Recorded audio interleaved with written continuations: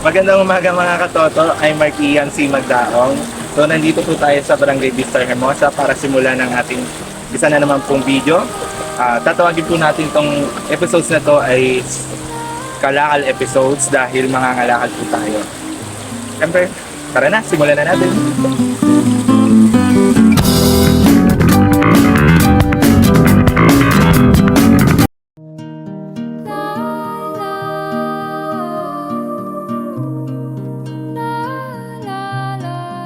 Pasukan na naman, kamusta ba ang mga guardians or mga magulang natin na naghihirap para sa pambili ng school supplies?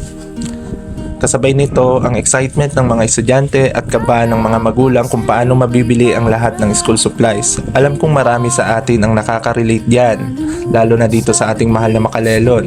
Pero paano kung sabihin ko sa inyo na mayroon tayong solusyon na hindi nangangailangan ng pera? Isang ideya na luma na pero pwede nating gawing bago at makabuhuan.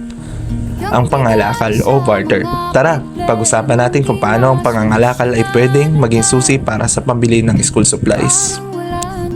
Sa Makalelon, tulad ng maraming lugar, naharap din tayo sa hamon ng basura. Pero sa likod ng bawat tapon, may kwento ng oportunidad. Ito ang paglalakbay natin mula basura tungo sa pangarap. Ngayon, nandito na ako sa border ng San Nicolas at Ulam Tayo Ibaba na kung saan sinimulan ko ang pagpupulot ng basura. Basura para sa lahat, ngunit sa iilan ay pagkakakitaan pa.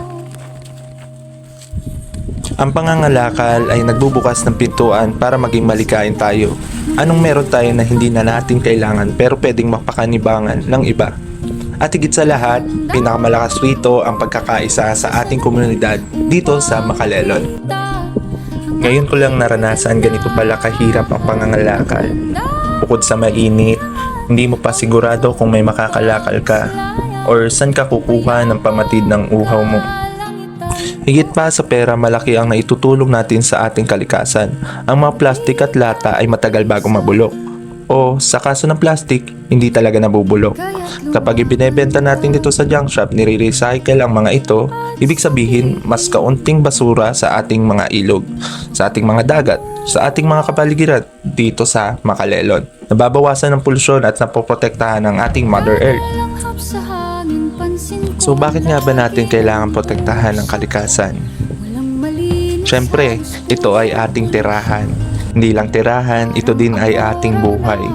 Hindi lang buhay natin, buhay din ng mas marami pang nakatira dito. Tulad ng mga hayop na ating pinagkakabuhay din. Bakit nga ba nasabi kong buhay? So syempre dito tayo nakakakuha ng sariwang hangin. Bawat hininga natin ay galing sa mga puno at halaman sa ating paligid. Kung wala sila, paano tayo makakahinga ng malaya at malinis? Sa kalikasan din nagmumula ang ating pagkain. Ang bawat butil ng bigas, gulay at isda na ating kinakain ay produkto ng malusog na lupa at karagatan. Kung masira ang mga ito, saan tayo kukuha ng ating kabubuhay at pagkain? Tulad nga ng sinabi ko kanina, kabuhayan ng tao ang kalikasan. Sa Makalelon, marami sa atin ang umaasa sa kalikasan para sa kanilang kabuhayan. Mula sa mga mangingisda, magsasaka, hanggang sa mga naglalakad sa tabing dagat. Ang kalikasan ang nagbibigay ng trabaho at kinabubuhay ng mga tao sa Makalelon. At ang huli, ang kalikasan ay kapayapaan at kalusugan. So higit pa sa material na benepisyo, ang kalikasan ay nagbibigay sa atin ng kapayapaan sa isip at kalusugan ng katawan. Saan tayo pupunta kapag gusto na lang nating mag-relax o lumayo sa ingay ng syudad?